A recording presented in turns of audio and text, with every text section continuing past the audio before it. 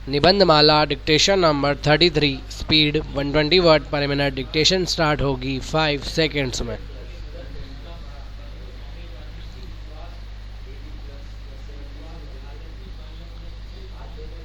Dictation start. वर्ष 2019 में घुसपैठियों की पहचान के उद्देश्य से असम में national register of citizens (NRC) की अंतिम सूची जारी की गई, जिसमें 19 लाख से अधिक लोगों को बाहर कर दिया गया। स्टॉप।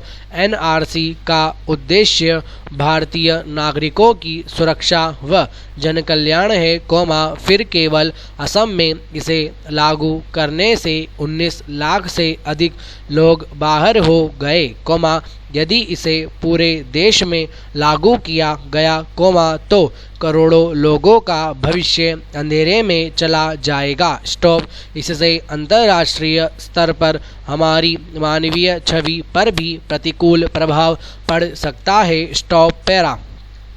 राष्ट्रीय नागरिक रजिस्टर एक ऐसा दस्तावेज है जिससे पता चलता है कि कौन भारतीय नागरिक है और कौन नहीं। स्टॉप। जिस व्यक्ति का इस रजिस्टर में नाम नहीं होता है, उसे अवैध नागरिक माना जाता है। स्टॉप। इस रजिस्टर का मुख्य उद्देश्य होता है, भारत में अवैध रूप से रह रहे अप्रवासियों विशेषकर घुसपैठियों की पहचान करना। स्टॉप। भारत में असम ही एक ऐसा राज्य है, जिसके पास राष्ट्रीय नागरिक रजिस्टर है, जिसे वर्ष 1951 की जनगणना के पश्चात तैयार किया गया था। Stop para.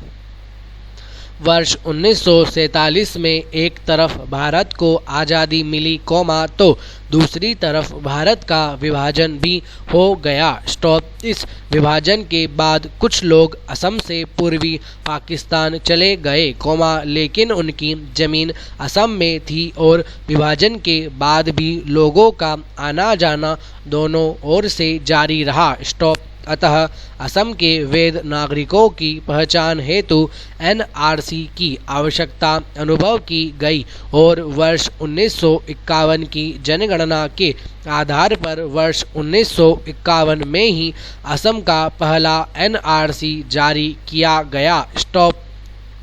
NRC से संबंधित महत्वपूर्ण बिंदु निम्नलिखित हैं। बांग्लादेश में भाषा विवाद व आंतरिक संघर्ष के कारण लगभग 10 लाख बांग्लादेशी लोगों के असम में आगमन से यहाँ के मूल निवासियों में भाषाई, सांस्कृतिक और राजनीतिक असुरक्षा की भावना उत्पन्न हो गई। स्टॉप। फलतः असम के 2 संगठनों, ऑल असम स्टूडेंट यूनियन और ऑल असंगमण संग्राम परिषद, ने अवैध तरीके से असम में रहने वाले लोगों के खिलाफ एक उग्र आंदोलन चलाया। स्टॉप। अंततः अगस्त 1985 में केंद्र की तत्कालीन राजीव गांधी सरकार और असम के आंदोलन के नेताओं के बीच असम समझौता हुआ। Stop para. असम समझौते के अंतर्गत वर्ष 1951 से 1961 के बीच असम आए हुए सभी लोगों को पूर्ण नागरिकता और वोट देने का अधिकार दिया गया। स्टॉप। इस समझौते में यह भी निर्णय लिया गया कि जो लोग वर्ष 1971 के बाद असम आए हैं, उन्हें वापस भेज दिया जाएगा तथा जो लोग वर्ष 1961 से 1971 के बीच आए, उन्हें मतदान का अधिकार नहीं दिया जाएगा, लेकिन नागरिकता के अन्य सभी अधिकार प्रदान किए जाएंगे। स्टॉप।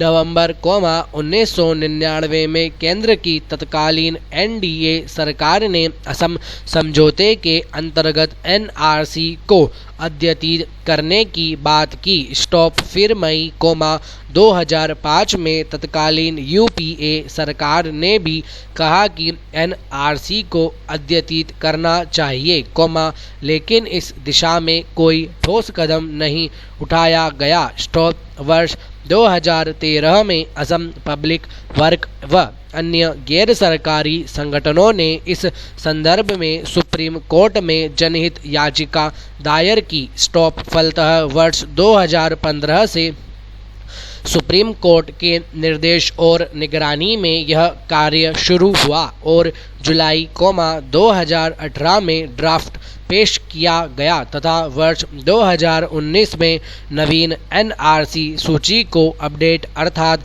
अद्यतन कर आंकड़े सहित इसकी अंतिम सूची जारी की गई। Stop para.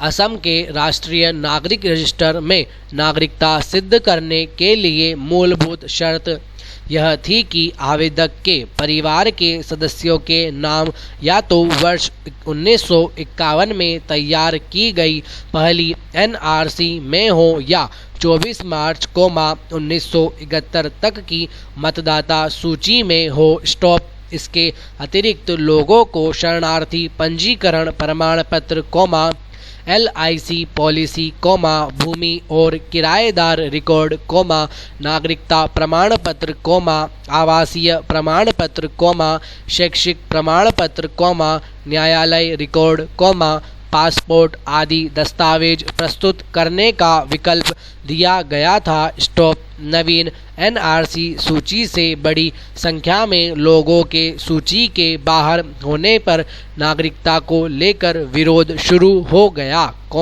हालांकि भारत सरकार द्वारा सूची से बाहर हुए लोगों के लिए विकल्प दिया गया। Stop para.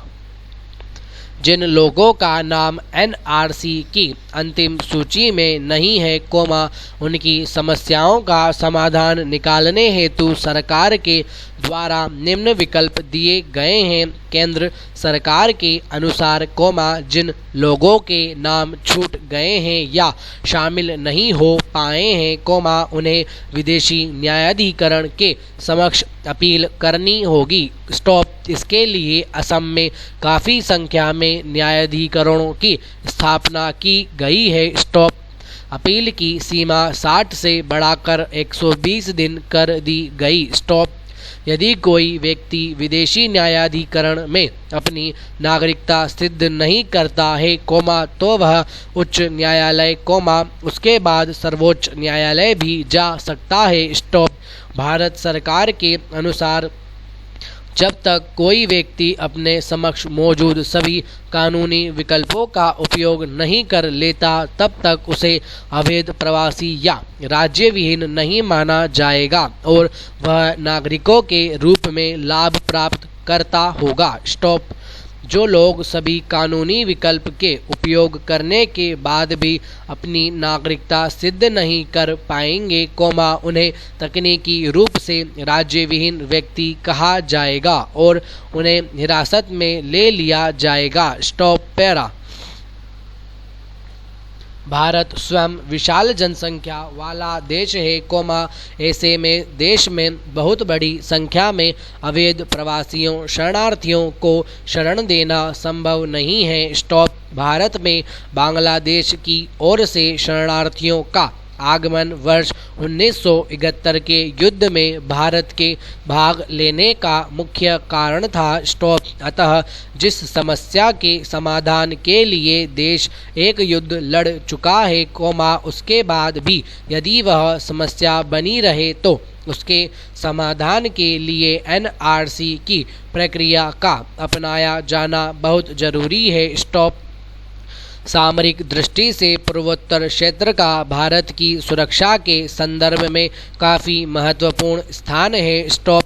फिर यह क्षेत्र विकास की धारा से आज भी काफ़ी दूर है। स्टॉप। इस क्षेत्र की भौगोलिक परिस्थितियां तथा संसाधनों की सीमितता एक सीमा से अधिक आबादी का भार नहीं सह सकती हैं, इसीलिए यहाँ अवैध प्रवासियों या घुसपैठियों की पहचान कर उन्हें हटाने की ज़रूरत है। स्टॉप।